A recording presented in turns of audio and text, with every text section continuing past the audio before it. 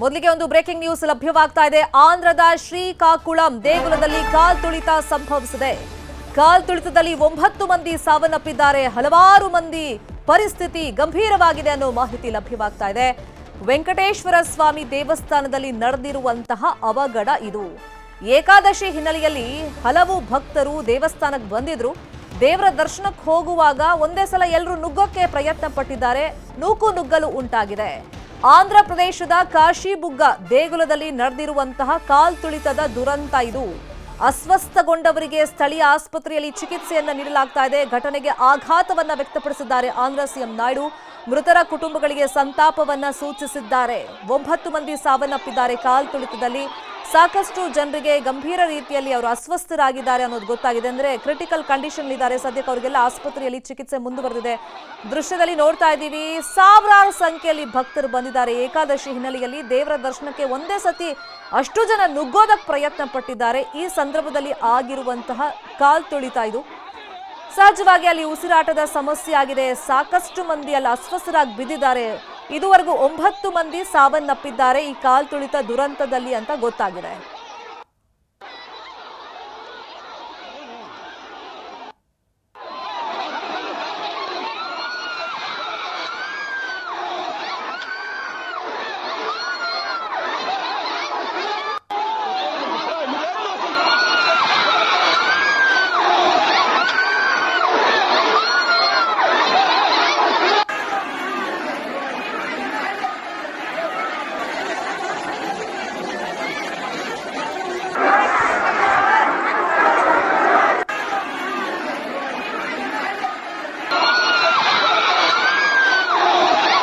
ವಿಶೇಷವಾಗಿ ಇನ್ನಷ್ಟು ಡೀಟೇಲ್ ಆಗಿ ಇನ್ಫಾರ್ಮೇಶನ್ ಅನ್ನು ಕೊಡ್ತಾ ಹೋದಕ್ಕೆ ನ್ಯೂಸ್ ರೂಮ್ ಇಂದ ನೇರ ಸಂಪರ್ಕದಲ್ಲಿ ಕನೆಕ್ಟ್ ಆಗಿದ್ದಾರೆ ನಮ್ಮ news editor doctor Ramesh Kumar.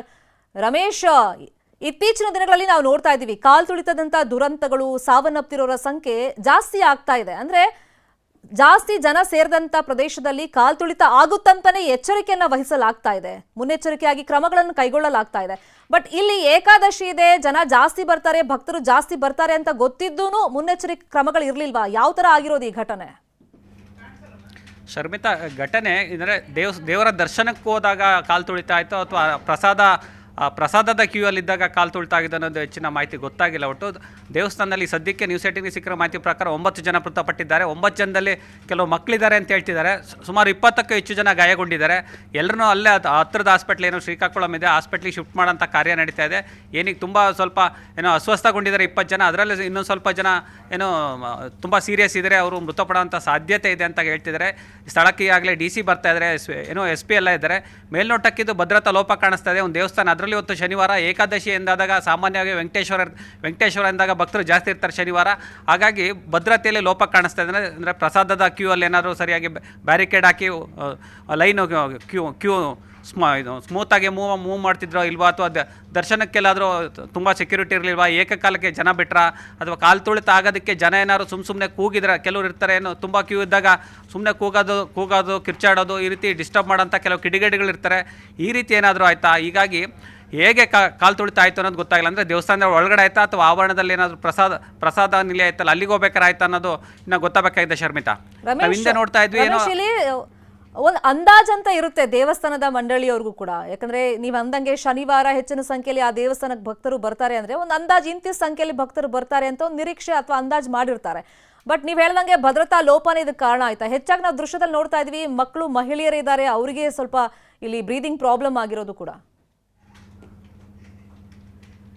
Sharmita, ನಾವೀಗ ಫಾರ್ ಎಕ್ಸಾಂಪಲ್ ತಿರುಪತಿ ನೋಡೋದಾದರೆ ಕ್ಯೂ ಇಂತಿಷ್ಟೇ ಜನ ಇರ್ತಾರೆ. ಅಂದರೆ ತುಂಬ ಕ್ಯೂ ಆದಾಗ ಒಂದಿಷ್ಟು ಜನ ಲಾಕ್ ಮಾಡಿಬಿಡ್ತಾರೆ ರೂಮಲ್ಲಿ. ಈಗ ಕ್ಯೂ ಅಲ್ಲಿ ಲಾಕ್ ಮಾಡ್ತಾರೆ ಅಂದರೆ ಒಂದಿಷ್ಟು ಜನ ಮೂವ್ ಆದಮೇಲೆ ನೆಕ್ಸ್ಟ್ ಜನನ ಬಿಡೋ ಅಂತ ಪ್ರಯತ್ನ ಆಗ್ತಾ ಇರುತ್ತೆ. ಆದರೆ ಇಲ್ಲಿ ಯಾವ ರೀತಿ ಆಯ್ತು ಗೊತ್ತಿಲ್ಲ. ಫಾರ್ ಎಕ್ಸಾಂಪಲ್ ಧರ್ಮಸ್ಥಳದಲ್ಲಿ ಅಷ್ಟೇ ನೋಡ್ತಾರೆ, ಕ್ಯೂ ಜಾಸ್ತಿ ಆದರೆ ಏನು ಮಾಡ್ತಾರೆ, ಯೂಶಲಿ ಸ್ವಲ್ಪ ಹೋಲ್ಡ್ ಮಾಡ್ತಾರೆ. ಅಂದರೆ 1 ಗಂಟೆ ಅಥವಾ 2 ಗಂಟೆ ಒಂದು ಭಕ್ತರನ್ನ ಒಂದು ಕಡೆ ಸ್ಟೋರ್ ಮಾಡ್ತಕ್ಕಂಥದ್ದು. ಆ ಭಕ್ತರ ಮೊದಲೇ ಏನೋ ಹೋಗಿದ್ರು ಅವರು ದರ್ಶನ ಆದಮೇಲೆ ನೆಕ್ಸ್ಟ್ ಬಿಡ್ತಕ್ಕಂಥದ್ದು. ಈ ರೀತಿ ಕ್ಯೂ ಸಿಸ್ಟಮು ಮ್ಯಾನೇಜ್ ಮಾಡ್ತಿರ್ತಾರೆ ದೇವಸ್ಥಾನ ಮಂಡಳಿಗಳು ಯಾವುದೇ ಆಗಿರಲಿ. ಆದರೆ ಇಲ್ಲಿ ಯಾವ ರೀತಿ ವ್ಯವಸ್ಥೆ ಇತ್ತು, ಏಕಕಾಲಕ್ಕೆ ಭಕ್ತರು ಜಾಸ್ತಿ ಬರುವಂಥ ಮುನ್ಸೂಚನೆ ಇತ್ತಾ ಇಲ್ವಾ? ಯೂಶಲಿ ರಜೆ ಇತ್ತು, ಇವತ್ತು ಒಂದು ಸರ್ಕಾರಿ ರಜೆ ಇದ್ದು ಮತ್ತು ಇದರ ಕರ್ನಾಟಕದಲ್ಲಿ ರಜೆ ಇತ್ತು, ಹಾಗಾಗಿ ಇಲ್ಲಿಂದ ಏನಾದ್ರು ತುಂಬ ಜನ ಹೋಗಿದ್ರ, ಅಕ್ಕಪಕ್ಕ ರಾಜ್ಯಗಳಿಂದ ಬಂದಿದ್ರ. ಮತ್ತು ಶನಿವಾರ ಆಗಿರೋದ್ರಿಂದ ವೆಂಕಟೇಶ್ವರನ ದರ್ಶನಕ್ಕೆ ಜಾಸ್ತಿ ಭಕ್ತರಿರ್ತಾರೆ. ಹೀಗಾಗಿ ದೇವಸ್ಥಾನ ಮಂಡಳಿ ಯಾವ ರೀತಿ ವ್ಯವಸ್ಥೆ ಮಾಡ್ಕೊಂಡಿತ್ತು, ಪೊಲೀಸರಿಗೆ ಇನ್ಫಾರ್ಮ್ ಮಾಡಿದರೆ ಹೆಚ್ಚಿನ ಪೊಲೀಸರನ್ನ ನಿಯೋಜನೆ ಮಾಡಿದ್ರಾ ಇಲ್ವಾ? ಮತ್ತು ದೇವಸ್ಥಾನದ ಆಡಳಿತ ಮಂಡಳಿಯಲ್ಲಿ ಒಂದೇನೋ ಸೆಕ್ಯೂರಿಟಿ ಏಜೆನ್ಸಿಗಳು ಇರ್ತವೆ, ಈ ರೀತಿ ಏಜೆನ್ಸಿಗಳು ಯಾವ ರೀತಿ ಅವರಿಗೆ ಏನೋ ದೇವಸ್ಥಾನದಲ್ಲಿ ವ್ಯವಸ್ಥೆ ಮಾಡ್ಕೊಂಡಿದ್ವು, ಈ ರೀತಿ ಎಲ್ಲ ಪ್ರಶ್ನೆಗಳು ಕಾಡ್ತಾ ಇದೆ ಶರ್ಮಿತಾ. ಫೈನ್. ಅಂದ್ರೆ ಈಗ ನೀವು ಬೇರೆ ಬೇರೆ ದೇವಸ್ಥಾನದ ಎಕ್ಸಾಂಪಲ್ ಕೊಡ್ತಾ ಇದ್ರಿ ರಮೇಶ್. ಬಹುಶಃ ಹಾಸನಾಂಬೆ ದರ್ಶನದ ಬಗ್ಗೆ ನಾವಿಲ್ಲಿ ಪ್ರಸ್ತಾಪ ಮಾಡಲೇಬೇಕಾಗುತ್ತೆ. ವರ್ಷಕ್ಕೊಂದ್ಸತಿ ಬಾಗ್ಲು ತೆಗೆಯೋದಾದ್ರೂ ಕೂಡ ಈ ಸತಿ ಕೃಷ್ಣ ಬೈರೇಗೌಡರ ನೇತೃತ್ವದಲ್ಲಿ ಬಹಳ ಅಚ್ಚುಕಟ್ಟಾಗಿ ವ್ಯವಸ್ಥೆ ಮಾಡಿದ್ರು. ಅಂದ್ರೆ ನಾನು ಆಗ್ಲೇ ಹೇಳಿದ್ನಲ್ಲ, ಇತ್ತೀಚೆಗೆ ಕಾಲ್ತುಳಿತ ದುರಂತ ಜಾಸ್ತಿ ಆಗ್ತಿರೋದ್ರಿಂದ ಅಂತಹ ಅವಘಡಗಳು ನಡಿಬಾರ್ದು ಅಂತ ಹೇಳಿ ಬಹಳ ಅಚ್ಚುಕಟ್ಟಾಗಿ ವ್ಯವಸ್ಥೆ ಮಾಡಿದ್ರು. ಬಹುಶಃ ಎಲ್ಲಾ ದೇವಸ್ಥಾನದಲ್ಲೂ ಅತಿ ಹೆಚ್ಚು ಸಂಖ್ಯೆಯಲ್ಲಿ ಭಕ್ತರು ಯಾರು ಬರ್ತಾರೆ ಅದನ್ನು ಫಾಲೋ ಮಾಡಬೇಕು ಅಂತ ಅನ್ಸುತ್ತೆ ಈ ತರದೊಂದು ರೂಲ್ಸ್ ಅನ್ನ. ನಿಜಕ್ಕೂ ನಾವಿಲ್ಲಿ ನೀವು ಹೇಳಿದಾಗೆ ಕೃಷ್ಣ ಬೈರೇಗೌಡರನ್ನ ನಾವು ಎಕ್ಸಾಂಪಲ್ ಆಗಿ ತಗೋಬಹುದು. ಏನೋ ಹಾಸನಾಂಬೆ ದರ್ಶನ ಇತ್ತು, ಅಷ್ಟು ದಿನ ಕೂಡ ಅವರು ಅಲ್ಲೇ ನಿಂತಿದ್ರು. ನಾವು ಸಾಕಷ್ಟು ದೃಶ್ಯಗಳು ನೋಡ್ತಾ ಇದ್ವಿ. ಯಾರೇ VIP ಹೋಗಲಿ ಅಥವಾ ಸಾಮಾನ್ಯ ಜನರು ಹೋಗಲಿ, ಈ ಸಲ VIP ಪಾಸ್ ಎಲ್ಲ ಕ್ಯಾನ್ಸಲ್ ಮಾಡಿಬಿಟ್ಟು ಕೇವಲ 1,000 ರೂಪಾಯಿ ಮತ್ತು 300 ರೂಪಾಯಿ ಟಿಕೆಟ್ ಅಷ್ಟೇ ಮಾಡಿದರು.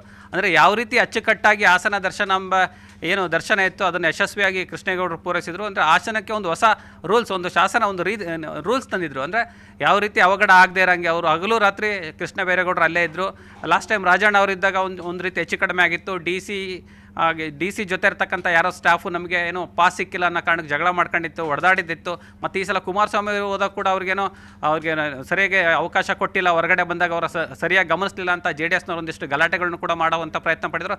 ಆದರೆ ಆ ಗಲಾಟೆಯನ್ನು ಕೃಷ್ಣ ಬೈರೇಗೌಡರು ಅಥವಾ ಅಲ್ಲಿರ್ತಕ್ಕಂಥ DC SP ಎಷ್ಟು ಕಾಮಾಗಿ ಹ್ಯಾಂಡ್ಲ್ ಮಾಡಿದ್ರು ಅನ್ನೋದು ಇದಕ್ಕೊಂದು ಎಕ್ಸಾಂಪಲ್ ಆಗುತ್ತೆ. ಅಂದರೆ ಸಾಮಾನ್ಯವಾಗಿ ಯಾವುದೇ ಪಕ್ಷ, ಆಡಳಿತ ಪಕ್ಷದ ವಿರೋಧ ಪಕ್ಷದವರು ಕಾಮನ್ ಆಗಿ ಇರುತ್ತೆ, ನಮಗೆ ಏನೋ ದರ್ಶನಕ್ಕೆ ಅವಕಾಶ ಕೊಟ್ಟಿಲ್ಲ, ಪಾಸ್ಗಳನ್ನ ಮಿಸ್ಯೂಸ್ ಮಾಡ್ಕೊಂಡಿದ್ದಾರೆ, ಜಿಲ್ಲಾಡಳಿತ ಸರಿಯಾಗಿ ಮಾಡ್ತಿಲ್ಲ, ಈ ಥರದ್ದೆಲ್ಲ ಆರೋಪಗಳು ಇದ್ದೇ ಇರುತ್ತೆ. ಹೀಗಾಗಿ ಅಲ್ಲೂ ಕೂಡ ಇದೊಂದು ರಾಜಕೀಯ ಜಟಾಪಟಿಗೆ ಕಾರಣ ಆಗೋಂಥ ಸಾಧ್ಯತೆ ಇದೆ. ಅಲ್ಲಿ ಚಂದ್ರಬಾಬು ನಾಯ್ಡು ಟ್ವೀಟ್ ಮಾಡಿದ್ದಾರೆ ಮತ್ತು ಅವ್ರ ಮಗ ನಾರಾ ಲೋಕೇಶ್ ಕೂಡ ಏನೋ ದೇವಸ್ಥಾನದಲ್ಲಿ ಏನು ಅವಘಡ ಆಗಿದೆ ಅದರದ್ದೆಲ್ಲ ಇನಿಷಿಯೇಟಿವ್ ತಗೊಂಡು ಅಲ್ಲಿ DC ಜೊತೆ 1-to-1 ಕಾಂಟ್ಯಾಕ್ಟ್ ಇದ್ದಾರೆ.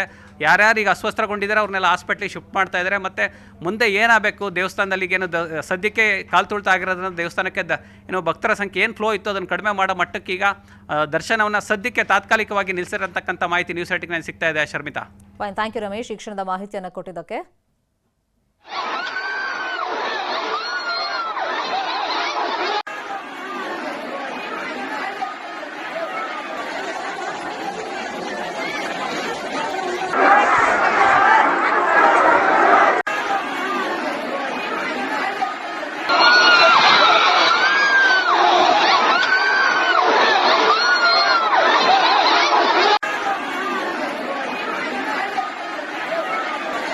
ಆಂಧ್ರದ ಶ್ರೀಕಾಕುಳಂನ ವೆಂಕಟೇಶ್ವರ ದೇಗುಲದಲ್ಲಿ ಆಗಿರುವಂತಹ ಕಾಲ್ತುಳಿತ, ಏಕಾಏಕಿ ನೂರಾರು ಸಂಖ್ಯೆಯಲ್ಲಿ ಭಕ್ತರು ಬಂದು ಒಮ್ಮೆಲೆ ದೇವರ ದರ್ಶನಕ್ಕೆ ನುಗ್ಗುವಾಗ ಅಥವಾ ಪ್ರಸಾದದ ಕೌಂಟರ್ನಲ್ಲಿ ಈ ರೀತಿ ಆಗಿರೋದಾ ಅನ್ನೋದು ಅದ್ರ ಬಗ್ಗೆ ಕ್ಲಾರಿಟಿ ಇನ್ನಷ್ಟೇ ಸಿಗಬೇಕಾಗತ್ತೆ. ಆದರೆ ಇಲ್ಲೇನು ಗೊಂದಲ ಸೃಷ್ಟಿಯಾಯಿತು ಅನ್ನೋ ಕುರಿತಂತೆ ಮಾಹಿತಿ ಲಭ್ಯವಾಗಿಲ್ಲ. ಅಂದರೆ ಭಕ್ತರು ಇನ್ನೇನು ದರ್ಶನಕ್ಕೆ ಕೆಲವೇ ಗಂಟೆ ಇದೆ, ಹಾಗಾಗಿ ಬೇಗ ಬೇಗ ದರ್ಶನಕ್ಕೆ ಹೋಗಿ ಅಂತ ಯಾರಾದರೂ ಅವರಿಗಲ್ಲಿ ಸುದ್ದಿಯನ್ನು ಹರಿಬಿಟ್ರ ಅಥವಾ ನುಗ್ಗಿ ಅಂತ ಯಾರಾದರೂ ಹೇಳಿದ್ರ, ಅಲ್ಲಿ ಏನು ಮಿಸ್ಕಮ್ಯುನಿಕೇಷನ್ ಆಯಿತು ಅಥವಾ ಒಮ್ಮೆಲೆ ಇವರೆಲ್ಲ ನುಗ್ಗೋದಕ್ಕೆ ಕಾರಣ ಏನು ಅನ್ನೋದು ಇನ್ನಷ್ಟೇ ಗೊತ್ತಾಗಬೇಕಾಗಿದೆ. ಆದರೆ ಈ ರೀತಿ ಒಮ್ಮೆಲೆ ನುಗ್ಗಿದಂಥ ಪರಿಣಾಮ ಅಲ್ಲಿ ಕಾಲ್ತುಳಿತ ಉಂಟಾಗಿದೆ. ಮಹಿಳೆಯರು, ಮಕ್ಕಳು ಹೆಚ್ಚಾಗಿದ್ರು ಅನ್ನೋದು ಕೂಡ ಗೊತ್ತಾಗ್ತಿದೆ. 9 ಮಂದಿ ಸಾವನ್ನಪ್ಪಿದ್ದಾರೆ, ಅದರಲ್ಲಿ ಸಾಕಷ್ಟು ಮಕ್ಕಳು ಕೂಡ ಇದ್ದಾರೆ ಅನ್ನೋದು ಗೊತ್ತಾಗ್ತಾ ಇದೆ. ಅಂದರೆ ಕಂಡಲ್ಲಿ ಜನ ಉಸಿರಾಟ ಸಮಸ್ಯೆ ಆಗಿ ಅಸ್ವಸ್ಥರಾಗಿ ಬಿದ್ದಿದ್ದಾರೆ.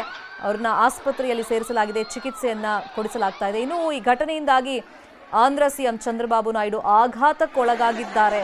ಬ್ಯಾಕ್ ಟು ಬ್ಯಾಕ್ ಒಂಥರ ದುರಂತಗಳು ಸಂಭವಿಸ್ತಾ ಇದೆ. ಮೊನ್ನೆ ಕರ್ನೂಲಲ್ಲಿ ನೋಡಿದ್ವಿ, ಖಾಸಗಿ ಬಸ್ ಸುಟ್ಟು ಹೋಗಿ 20 ಮಂದಿ ಸಜೀವವಾಗಿ ದಹನವಾಗಿದ್ರು, ಹಾಗೂ ಒಂದು ರೀತಿ ಆಘಾತವಾಗಿತ್ತು. ಇವತ್ತು ನೋಡಿದ್ರೆ ಹಿಂಗಾಗಿದೆ. ಹಾಗಾಗಿ ಸಹಜವಾಗಿ ಈ ಘಟನೆ ಅಲ್ಲಿನ ಸರ್ಕಾರಕ್ಕೆ ಶಾಕ್ ಅನ್ನು ತಂದಿದೆ, ಅಲ್ಲಿನ ಮುಖ್ಯಮಂತ್ರಿಗೆ ಶಾಕ್ ಅನ್ನು ತಂದಿದೆ. ಅದಕ್ಕೆ ಈ ಘಟನೆ ಕಾರಣ ಏನು ಅನ್ನೋದು ಇನ್ನಷ್ಟೇ ಬೆಳಕಿಗೆ ಬರಬೇಕಾಗಿದೆ. ಬಟ್ ಅಸ್ವಸ್ಥರ ಸಂಖ್ಯೆ ಜಾಸ್ತಿ ಇದೆ, ಅದರಲ್ಲಿ ಕ್ರಿಟಿಕಲ್ ಆದವರ ಸಂಖ್ಯೆನೂ ಜಾಸ್ತಿ ಇದೆ. ಅವರಿಗೆಲ್ಲ ಆಸ್ಪತ್ರೆಯಲ್ಲಿ ಈಗ ಚಿಕಿತ್ಸೆ ಮುಂದುವರೆದಿದೆ. ಒಟ್ಟು ಇಲ್ಲಿ ತನಕ 9 ಮಂದಿ ಕಾಲ್ತುಳಿತದಲ್ಲಿ ಬಲಿಯಾಗಿದ್ದಾರೆ ಅಂತಲೂ ಮಾಹಿತಿ ಇದೆ.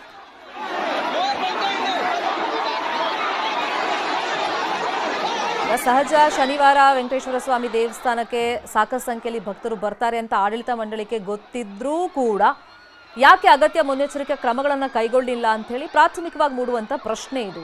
ಇಲ್ಲಿ ಸಾಗರೋಪಾದಿಯಲ್ಲಿ ಭಕ್ತರು ಬಂದಿದ್ದಾರೆ, ಇವತ್ತು ವೀಕೆಂಡ್ ಬೇರೆ, ಹಾಗಾಗಿ ಇನ್ನಷ್ಟು ಜನ ಸೇರುವಂಥ ನಿರೀಕ್ಷೆ ಇದ್ರೂ ಕೂಡ ಅಲ್ಲಿ ಭದ್ರತಾ ವೈಫಲ್ಯ ಅನ್ನೋದು ಮಾತ್ರ ಈ ಘಟನೆಯಿಂದ ಎದ್ದು ಕಾಣಿಸ್ತಾ ಇದೆ. ಬಟ್ ಅಲ್ಲಿ ಗೊಂದಲಕ್ಕೆ ಕಾರಣವಾದಂಥ ಅಂಶ ಯಾವುದು, ಕಾರಣ ಏನು ಅನ್ನೋದು ಇನ್ನಷ್ಟೇ ಗೊತ್ತಾಗಬೇಕಾಗಿದೆ. ಅಂದರೆ ಯಾರಾದರೂ ಅಲ್ಲಿ ತಪ್ಪಾಗಿ ಸಂದೇಶ ಅಥವಾ ಮಾಹಿತಿ ಏನಾದರೂ ಹರಡೋ ಪ್ರಯತ್ನ ಮಾಡಿದ್ರಾ, ಒಂದೇ ಸತಿ ಇವರೆಲ್ಲ ನುಗ್ಗೋದಕ್ಕೆ ಪ್ರಯತ್ನ ಪಟ್ಟಿದ್ದಕ್ಕೆ ಕಾರಣ ಏನು, ಅಥವಾ ಈ ದರ್ಶನಕ್ಕೆ ಒಂದು ಟೈಮಿಂಗ್ ಅಂತ ಕೊಟ್ಟಿರ್ತಾರೆ, ಅಲ್ಲಿ ಸರಿಯಾಗಿ ಮ್ಯಾನೇಜ್ ಮಾಡಲಿಲ್ವಾ? ಸೊ ಹೀಗೆ ಒಂದಿಷ್ಟು ಗೊಂದಲಗಳಂತೂ ಇದ್ದೇ ಇದೆ. ಬಟ್ ಮೇಲ್ನೋಟಕ್ಕಂತೂ ಭದ್ರತಾ ವೈಫಲ್ಯ ಅನ್ನೋದು ಎದ್ದು ಕಾಣಿಸ್ತಾ ಇದೆ. ಇತ್ತೀಚೆಗೆ ಕಾಲ್ತುಳಿತ ದುರಂತಗಳು ಜಾಸ್ತಿ ಆಗ್ತಾ ಇದೆ. ಯಾಕಂದರೆ RCB ವಿಜಯೋತ್ಸವ ಸಂದರ್ಭದಲ್ಲಿ ನೋಡಿದ್ವಿ, ಆಗ ದೇಶಾದ್ಯಂತ ತೀವ್ರ ರೀತಿಯಲ್ಲಿ ಚರ್ಚೆಯಾಗಿತ್ತು. ಆಮೇಲೆ TVK ಪಕ್ಷದ ರ್ಯಾಲಿಯಲ್ಲಿ, ವಿಜಯ್ ರ್ಯಾಲಿಯಲ್ಲಿ ನೋಡಿದ್ವಿ, ಕಾಲ್ತುಳಿತ ಉಂಟಾಗಿತ್ತು. ಹೀಗೆ ಬ್ಯಾಕ್ ಟು ಬ್ಯಾಕ್ ಕಾಲ್ತುಳಿತ ಆಗ್ತಿರೋದ್ರಿಂದ ಅತಿ ಹೆಚ್ಚು ಜನ ಸೇರುವಂಥ ಜಾಗದಲ್ಲಿ ಈ ಥರ ಕಾಲ್ತುಳಿತ ಸಂಭವಿಸಬಾರ್ದು ಅಂತಾನೆ ಜನರಿಗೆ ಒಂದು ನಿರ್ಬಂಧವನ್ನು ವಿಧಿಸೋದು, ಇಂತಿಷ್ಟೇ ಜನ ಬರಬೇಕು ಅಂತ, ಅಥವಾ ಹೆಚ್ಚಿನ ಸಂಖ್ಯೆಯಲ್ಲಿ ಜನ ಬಂದಾಗ ಯಾವ ರೀತಿ ಅವ್ರನ್ನ ಮ್ಯಾನೇಜ್ ಮಾಡಬೇಕು ಅಂತಲೂ ಕೂಡ ಒಂದು ಪ್ಲ್ಯಾನ್ ಇರಬೇಕಾಗುತ್ತೆ. ಬಟ್ ಇಲ್ಲಿ ಮೇಲ್ನೋಟಕ್ಕೆ ಅದ್ಯಾವುದು ಇಲ್ಲಿ ಮ್ಯಾನೇಜ್ ಮಾಡಿಲ್ಲ ಅನ್ನೋದಂತೂ ಸ್ಪಷ್ಟವಾಗಿ ಕಾಣಿಸ್ತಾ ಇದೆ. ಪರಿಣಾಮ 9 ಮಂದಿ ಕಾಲ್ತುಳಿತದಲ್ಲಿ ಬಲಿ ಆಗಿದ್ದಾರೆ. ಬಹುಶಃ ಈ ಸಾವಿನ ಸಂಖ್ಯೆ ಇನ್ನಷ್ಟು ಜಾಸ್ತಿ ಆದರೂ ಆಗ್ಬೋದು. ಯಾಕಂದರೆ ಸಾಕಷ್ಟು ಜನ ಮಹಿಳೆಯರು ಅಲ್ಲಲ್ಲೇ ಕುಸ್ತು ಬಿದ್ದಿದ್ದಾರೆ, ಅಸ್ವಸ್ಥರಾಗ್ಬಿಟ್ಟಿದ್ದಾರೆ. ಅಂದರೆ ಎಲ್ಲಿ ಹೋಗಬೇಕು ಅಂತ ಅವ್ರಿಗೆ ಗೊತ್ತೇ ಆಗಲಿಲ್ಲ. ಮತ್ತು ಉಸಿರಾಟ ಸಮಸ್ಯೆ ಆಗಿದೆ. ಆ ಥರ ಜನ ಮುತ್ತಾಕೊಂಡ್ಬಿಟ್ರೆ, ಒಂದೇ ಸತಿ ನುಗ್ಗೋಕ್ಕೆ ಹೋಗ್ಬಿಟ್ರೆ ಅಲ್ಲಿ ಒಂದು ಕಾಲ್ತುಳಿತ ಆಗುತ್ತೆ, ಮತ್ತೊಂದು ಉಸಿರಾಡೋಕ್ಕೆ ಅವರಿಗೆ ಗಾಳಿನೇ ಸಿಗೋದಿಲ್ಲ. ಸೊ ಹಾಗಾಗಿ ಮಹಿಳೆಯರು ಸಾಕಷ್ಟು ಜನ ಅಲ್ಲಲ್ಲೇ ಕುಸ್ತು ಬಿದ್ದಿದ್ದಾರೆ. ಒಂದು ಮಾಹಿತಿ ಪ್ರಕಾರ ಅಲ್ಲೇನು ಜನ ನುಗ್ಗಲು ಉಂಟು ಮಾಡಿದಾರಲ್ಲ, ಅಲ್ಲಲ್ಲೇ ಕುಸ್ತು ಬಿದ್ದಿದ್ದಾರೆ ಮಹಿಳೆಯರು ಹೆಚ್ಚಿನ ಸಂಖ್ಯೆಯಲ್ಲಿ ಅಂತೇಳಿ ಮಾಹಿತಿ ಇದೆ. ತಕ್ಷಣಕ್ಕೆ ಈಗ ಅವ್ರನ್ನೆಲ್ಲ ಆಸ್ಪತ್ರೆಗೆ ಸಾಗಿಸುವಂಥ ಕೆಲಸವನ್ನು ಮಾಡಲಾಗಿದೆ.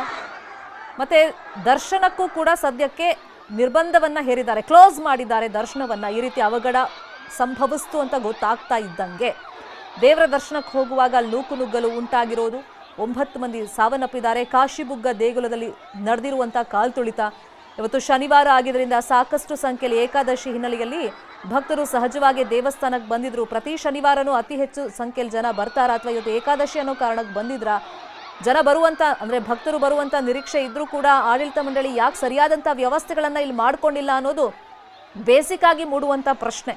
ಇದಕ್ಕೆ ಅವರೇ ಜವಾಬ್ದಾರರಾಗ್ತಾರೆ. ಸದ್ಯಕ್ಕೆ DC SP ಎಲ್ಲ ಸ್ಥಳಕ್ಕೆ ದೌಡಾಯಿಸಿ ಬರ್ತಾ ಇದ್ದಾರೆ. ಸ್ಥಳೀಯ MLA ಕೂಡ ನಿರಂತರವಾಗಿ ಅಲ್ಲಿನ ಅಧಿಕಾರಿಗಳ ಜೊತೆಯಲ್ಲಿ ಕಾಂಟ್ಯಾಕ್ಟಲ್ಲಿ ಇದ್ದಾರೆ ಅನ್ನೋದು ಗೊತ್ತಾಗಿದೆ. ಸೊ ಇವಾಗ ಎಚ್ಚೆತ್ಕೊಂಡು ಏನು ಪ್ರಯೋಜನ ಇಲ್ಲ. ಮುಂಚೆನೇ ಎಚ್ಚೆತ್ಕೊಂಡಿದ್ರೆ ಆ 9 ಜೀವಗಳನ್ನು ಉಳಿಸಬಹುದಾಗಿತ್ತು.